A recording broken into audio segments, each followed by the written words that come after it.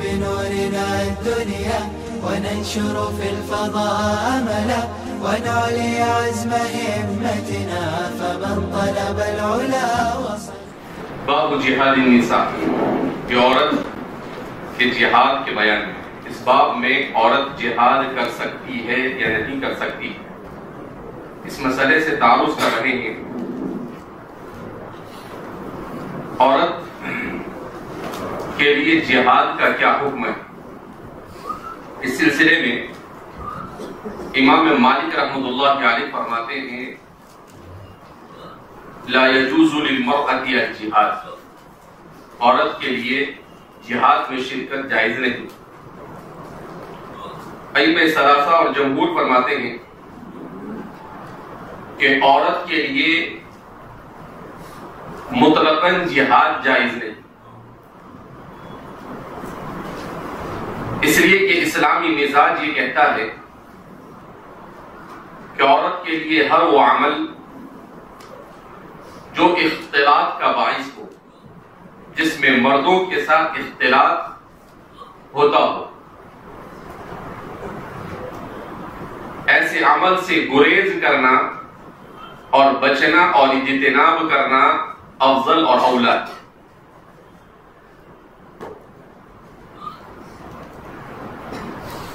البتہ نبی کریم صلی اللہ علیہ وسلم کے زمانے کے اور حضرات خلفاء راشدین کے زمانے کے بعد واقعات سے یہ معلوم ہوتا ہے کہ عند ضرورت عورتوں نے بھی جہاد میں شرکت کی. اب عورتوں کے جہاد کی 3 شکلیں. نمبر 1، عورت کے جہاد کرنے کا مطلب یہ ہے کہ وہ ایسا عمل کرے جس میں اسے جہاد کا ثواب ملے، جیسا کہ حدیث باب سے معلوم ہوتا ہے.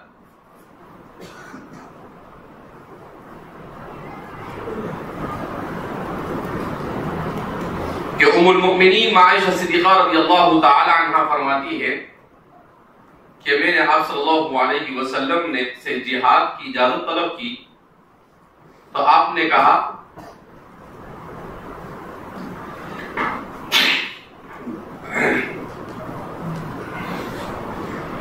جہادکن الحج، حضور نے کہا کہ تمہارا جہاد یہ حج. گویا کہ آپ صلی اللہ علیہ وسلم نے مطلق طور پر جہاد کی اجازت نہیں، بلکہ ایسا عمل بتلایا جو عورت کے لیے جہاد کی فضیلت کا حامل ہے، اور وہ ہے حج. دوسری شکل یہ ہے کہ عورت کے جہاد میں شرکت کا مطلب یہ ہے کہ عورت جہاد میں مجاہدین کی معاونت کے طور پر شریک. اس لیے کہ متعدد روایات سے پتہ چلتا ہے کہ آپ صلی اللہ علیہ وسلم کے عہد مبارک میں جہاد کے موقع پر عورتیں زخمیوں کا علاج کیا کرتی تھی.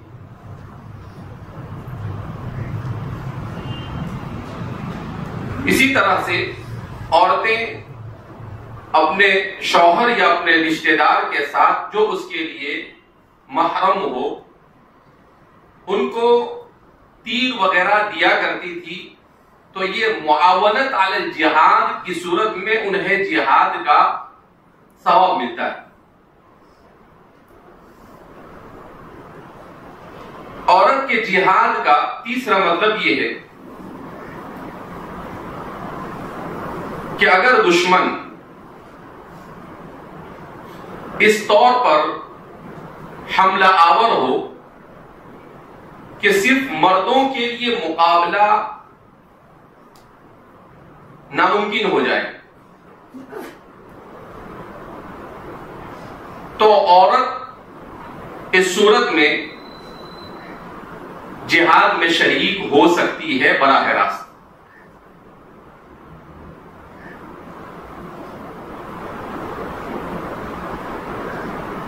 اس سلسلے میں علماء دو واقعات سے استدلال کرتے ہیں. ایک تو حضرت ام سلیم کو نبی کریم صلی اللہ علیہ وسلم نے کسی جنگ کے موقع پر دیکھا کہ ان کے ہاتھ میں نیزہ. تو کہا یہ آپ کے ہاتھ میں کیا ہے؟ کہا نیزہ ہے اللہ کے رسول صلی اللہ علیہ وسلم. کہا اسے کیا کرو گی تم؟ کہا کہ اگر کوئی دشمن میرے پاس آئے گا تو میں اس سے حملہ کروں گی. تو آپ صلی اللہ علیہ وسلم نے مسکرا دیا اور منع نہیں کیا. دوسرا واقعہ بیان کیا جاتا ہے کہ حضرت عمر بن الخطاب رضی اللہ تعالیٰ عنہ کے دور مسعود میں جنگ یرموک کے موقع پر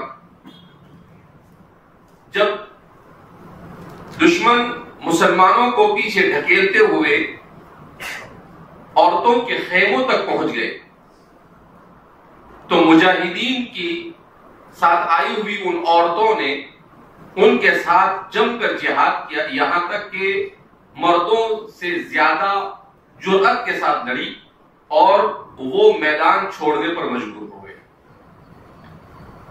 اس پر حضرت عمر نے کوئی نکیر نہیں.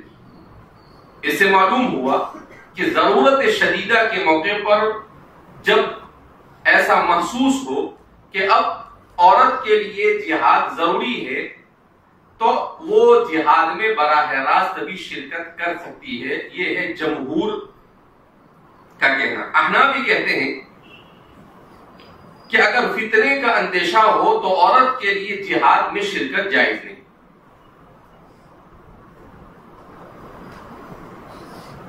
تو یہ عورت کے جہاد کے سلسلے میں متعدد ابواب امام بخاری قائم کر رہے ہیں. تمہید کے طور پر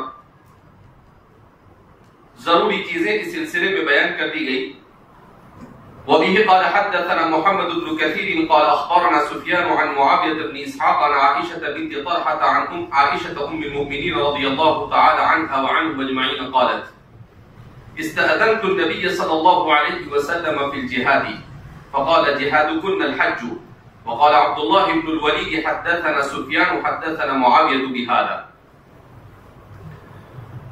امام بخاری اپنے استاد محمد بن کثیر ابو عبداللہ العبدی کے حوالے سے، وہ سفیان ثوری سے اور وہ معاویہ بن اسحاق بن طلحہ التیمی ابو الازہر سے اور وہ عائشہ بنت طلحہ حضرت معاویہ بن اسحاق جو روایت میں گزرے ہیں یہ ان کی پھوپھی ہوتی ہے.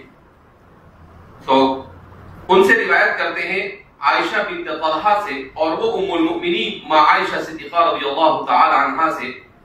وہ فرماتی ہے استأذنت النبی صلی اللہ علیہ وسلم فی الجہاد، میں نے نبی کریم صلی اللہ علیہ وسلم سے جہاد میں شرکت کی اجازت طلب کی.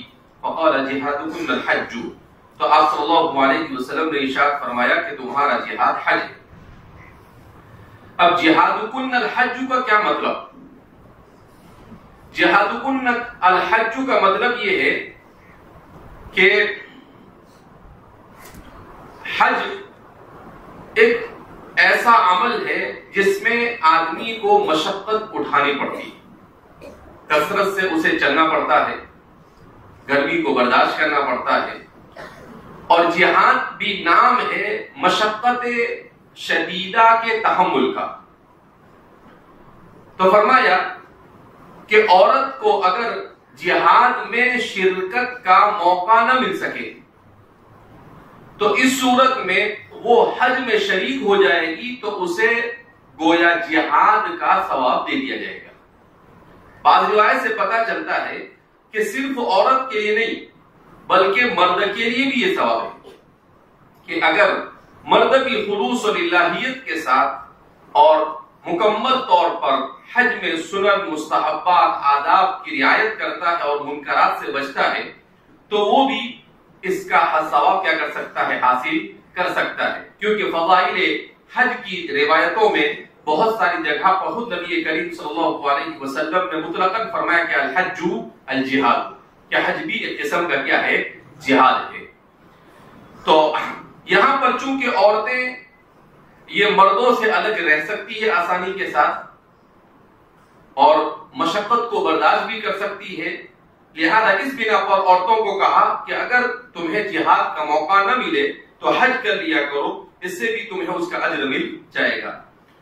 وقال عبداللہ ابن الولید، اور عبداللہ ابن الولید العدنی وہ کہتے ہیں حدثنا سفیان، کہ ہمیں سفیان نے بیان کیا، حدثنا معاویہ، ہمیں معاویہ نے بیان کیا. گویا کہ امام بخاری نے اپنے شیخ عبداللہ ابن الولید کے حوالے سے دوسری سند کی طرف اشارہ کیا کہ اس روایت کو میں نے محمد بن کثیر سے بھی سنا اور عبداللہ ابن الولید سے بھی سنا.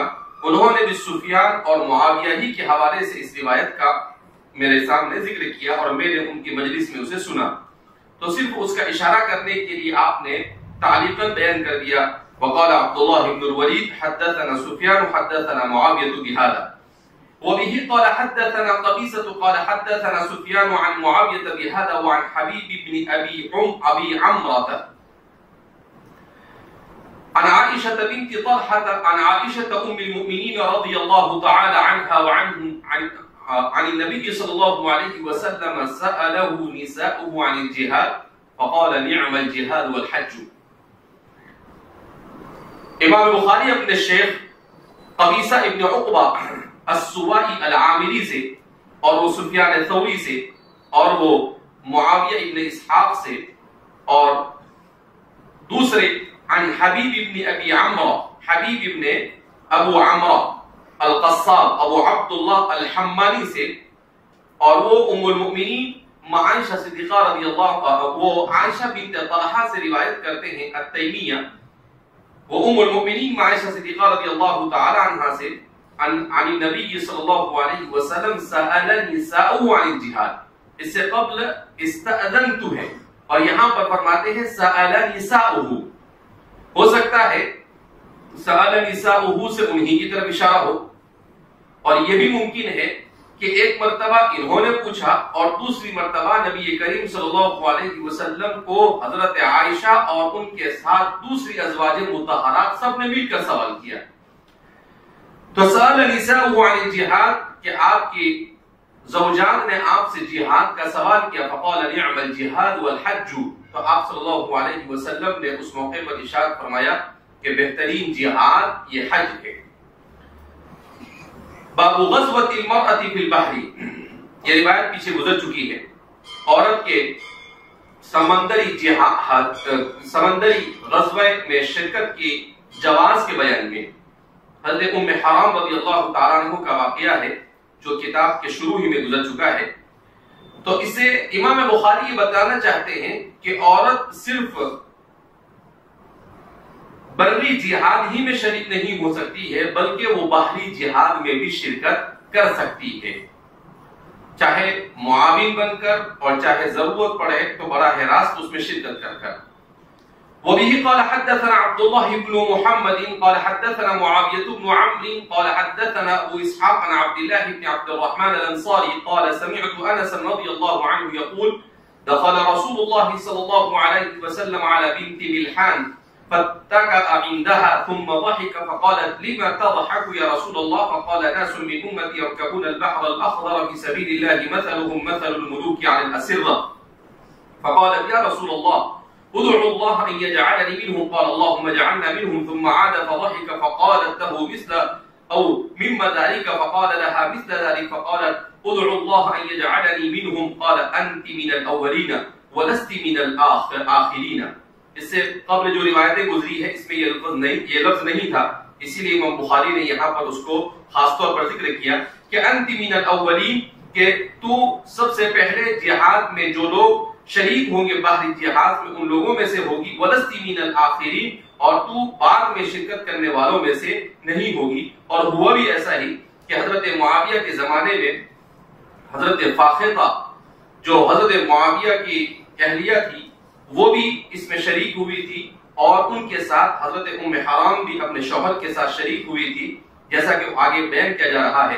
قال انس، حضرت انس فرماتے ہیں فتزوجت عبادہ بن الصامت، کہ ام حرام کا نکاح حضرت عبادہ بن صامت رضی اللہ تعالی عنہ سے ہوا. فرکبت البحر مع بنت قرظہ، بنت قرظہ سے مراد فاخطہ بنت قرظہ حضرت امیر معاویہ رضی اللہ تعالی عنہ کی اہلیہ محترمہ ہے. فلما قفلت ركبت دابتها فوقصت بها فسقطت عنها فماتت، کہ جب جہاد سے واپس لوٹنے لگے تو وہ اپنے جانور پر سوار ہوئی اور وہ بلک گیا اور آپ اس سے گر گئی اور آپ کا انتقال ہو گیا۔ تو چونکہ آپ جہاد کی نیت سے شریک ہوئی تھی، لہذا انہوں نے جو تمنا نبی کریم صلی اللہ علیہ وسلم کے سامنے پیش کی تھی کہ میں بھی اس میں شریک ہو جاؤں، تو ان کی وہ تمنا بھی پوری ہوئی اور انہوں نے اللہ کے رسول صلی اللہ علیہ وسلم نے جن فضیلتوں کا بیان کیا تھا وہ گویا کہ انہیں حاصل ہو گیا۔ باب حمل الرجل امرأته في الغزو دون بعض نسائه، آدمی کا اپنی بیویوں میں سے کسی کو غزوے میں ساتھ لے جانا اور دوسری بیویوں کو چھوڑ دینا، یعنی کسی نکاح میں ایک سے زائد عورت ہو تو وہ کسی ایک کو لے جائے اور دوسری کو نہ لے جائے، ایسا اس کے لیے جائز ہے۔ اس سلسلے میں روایت کو بیان کر رہے ہیں۔ امام بدر الدین العینی فرماتے ہیں کہ افضل یہ ہے کہ اگر کسی کی 2 یا 3 یا 4 بیویاں ہو تو افضل یہ ہے کہ ان کے درمیان قرعہ اندازی کرے، یا تو ان کی باری باندھے یا پھر ان کے درمیان قرعہ اندازی کرے اور جس کا نام نکل آئے اسے اپنے ساتھ لے جائے۔ ایسے ہی بغیر کسی ترجیح کے لے جانا اگرچہ مباح ہے مگر خلاف اولا ہے۔ وبه قال حدثنا حجاج بن منهال قال حدثنا عبد الله بن عمر النميري قال حدثنا يونس قال سمعت الزهري قال سمعت عروة بن الزبير وسعيد بن المسيب وعلقمة بن وقاص وعبيد الله بن عبد الله عن حديث عائشة رضي الله عنها وعنهم أجمعين كل حدثني طائفة من الحديث قالت كان النبي صلى الله عليه وسلم إذا أراد أن يخرج أقرع بين نسائه فأيتهن يخرج سهمها خرج بها النبي صلى الله عليه وسلم فأقرأ بيننا في غزوة غزاها فخرج فيها سهمي فخرجت مع النبي صلى الله عليه وسلم ما بعدما أنزل الحجاب۔ تو یہ روایت بھی ام المؤمنین عائشہ صدیقہ رضی اللہ تعالیٰ عنہ کے سلسلے میں ہے۔ وہ فرماتی ہے کہ نبی کریم صلی اللہ علیہ وسلم جب بھی سفر میں نکلتے تھے تو اپنے زوجات کے درمیان قرعہ اندازی کرتے تھے، اسی لیے امام بدر الدین عینی نے اس جملے کو دیکھتے ہوئے کہا کہ قرعہ اندازی کرنا یہ زیادہ افضل اور بہتر ہے۔ فَأَيَّتُهُنَّ يَخْرُجْ سَهْمُهَا، جس کا بھی نام نکل آتا تھا نبی کریم صلی اللہ علیہ وسلم اس زوجہ کو اپنے ساتھ لے کر جاتے تھے۔ فَقَرَعَ بَيْنَنَا فِي غَزْوَةٍ غَزَاهَا، تو ایک غزوے کے موقع پر نبی کریم صلی اللہ علیہ وسلم نے قرعہ اندازی کی۔ یہ کون سا غزوہ تھا؟ حضرات شراح فرماتے ہیں غزوۃ بنی المصطلق، وہ غزوہ تھا جس کے وقت جس کی طرف اشارہ فرما رہی ہے۔ فخرج فيها سهمي، تو اس میں میرا نام نکل آیا۔ فخرجت مع النبي صلی اللہ علیہ وسلم بعدما انزل الحجاب، تو میں نبی کریم صلی اللہ علیہ وسلم کے ساتھ جہاد میں شریک ہوئی بعدما انزل الحجاب، جبکہ حجاب کی آیت نازل ہو چکی تھی۔ یدنین علیہن من جلابیبہن، اس آیت کو آیت حجاب کہا جاتا ہے۔ بابو، تو اس سے کیا پتہ چل رہا ہے کہ اپنی تمام بیویوں کو بجائے کسی ایک کو وہ لے کر جانا چاہے سفر میں یا اپنے غزوے میں شریک ہونے کے لیے تو اس کے لیے اس کا جواز ہے۔ البتہ امام بدر الدین عینی مستفاد من الحدیث کو دیکھتے ہوئے قرعہ اندازی کو گویا کہ افضل قرار دیتے ہیں۔ باب غزو النساء وقتالہن مع الرجال، یہ باب عورتوں کے غزوے کے بیان میں اور مردوں کے شانہ بشانہ ان کے قتال میں شریک ہونے کے بیان میں۔ وبه قال حدثنا ابو معمر قال حدثنا عبد الوارث قال حدثنا عبد العزيز عن انس رضي الله عنه وعنه اجمعين قال لما كان يوم احد انهزم الناس عن النبي صلى الله عليه وسلم ولقد رأيت عائشة بنت ابي بكر وام سليم وانهما لمشمرتان ارى خدم سوقهما تنقزان القربة، وقال غيره تنقلان القربة على متونهما ثم تفرغانه في أفواه القوم ثم ترجعان فتملآنها ثم تجيئان فتفرغانه في أفواه القوم۔ ابو معمر سے روایت کرتے ہیں، ابو معمر سے مراد عبداللہ بن عمرو بن ابی الحجاج قال حدثنا عبد الوارث، وہ روایت کرتے ہیں عبد الوارث ابن سعید التنوری سے، قال حدثنا عبد العزیز، وہ روایت کرتے ہیں عبد العزیز ابن صہیب سے، عن انس بن مالک رضی اللہ عنہ وعنہ اجمعین، اور وہ روایت کرتے ہیں خادم رسول سیدنا حضرت انس بن مالک رضی اللہ تعالی عنہ سے، قال لما كان يوم احد انهزم الناس عن النبي صلی اللہ علیہ وسلم، کہ جب احد کا دن تھا تو لوگ نبی کریم صلی اللہ علیہ وسلم سے منتشر ہو گئے۔ وَلَقَدْ رَأَيْتُ عَائِشَةَ بِنْتِ أَبِي بَكْرٍ وَأُمَّ سُلَيْمٍ، میں نے عائشہ بنت ابی بکر یعنی ام المؤمنین حضرت عائشہ صدیقہ رضی اللہ تعالی عنہا وأم سلیم اور حضرت ام سلیم رضی اللہ تعالی عنہ جو حضرت انس کی والدہ ہے، ان کو دیکھا۔ وَإِنَّهُمَا لَمُشَمِّرَتَانِ، کہ وہ دونوں کے دونوں اپنے کپڑوں کو سمیٹے ہوئے ہیں، اور خدم سوقیہما، میں ان کے پاؤں کے نیچے کا حصہ بھی دیکھ رہا تھا، یعنی جوش اور جذبے کے ساتھ وہ شریک ہو رہی تھی۔ اصل میں خدم کہتے ہیں خلخال کو۔ تو فرماتے ہیں کہ تنقضان القربہ، کہ وہ تنقضان القربہ، نقض ینقضو سے، النقض اس کے معنی آتے ہیں، اصل معنی تو آتے ہیں عربی زبان کے اندر میں چھلانگ لگانے، الوثب، لیکن تنقضانے کا مطلب یہ ہے کہ وہ اپنے ساتھ مٹکوں کو لیے ہوئے۔ القرب کس کو کہتے ہیں؟ مٹکے کو۔ اچھا کیا کر رہی تھی؟ وقال غیرہ تنقلانی، تنقضانی ہے یا تنقلانی؟ عام طور پر حضرات شعبہ فرماتے ہیں کہ یہ تنقضانی صحیح نہیں بیٹھتا ہے، لہذا ہو سکتا ہے راوی سے نقل کرنے میں یا سننے میں تسامح ہوا ہو، اصل ہے تنقلانی ہی ہونا چاہیے۔ تنقلانی القربہ علی متونہما، وہ اپنے بدن پر مٹکوں کو منتقل کر رہی تھی، یعنی مٹکوں سے پانی لا رہی تھی۔ ثم تفرغانہ فی افواہ القوم، اور پھر جو زخمی لوگ تھے ان کے منہ میں اڈیل رہی تھی۔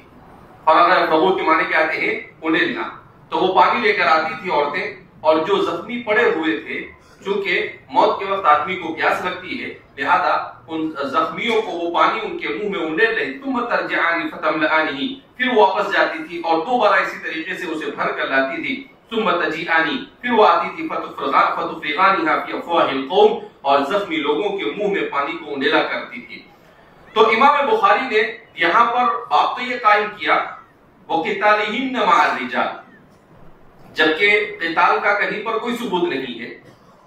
تو حضرات شعبہ فرماتے ہیں کہ اگرچہ اس میں قتال کا ذکر نہیں مگر پھر بھی امام بخاری نے اس باب میں اس روایت کو ذکر کیا، کہا اس کا مطلب یہ کہ وہ زخمیوں کا علاج کر رہی تھی، اور زخمیوں کے علاج کرنے کا مطلب یہ ہے کہ وہ ان کے ساتھ شانہ بشانہ شریک، وہ ان کے ساتھ شانہ بشانہ شریک۔ کیوں؟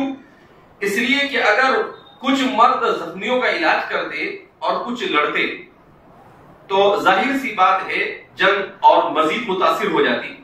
اب جب عورتوں نے یہ ذمہ داری کو اٹھا لیا تو مردوں کا کام سوائے جنگ کرنے کا اور کچھ باقی رہا نہیں، لہذا اس بنا پر ان کی خدمت کرنا گویا کہ شانہ بشانہ جنگ کرنا ہوا، کیونکہ وہ بھی کوئی آسان کام تھا نہیں۔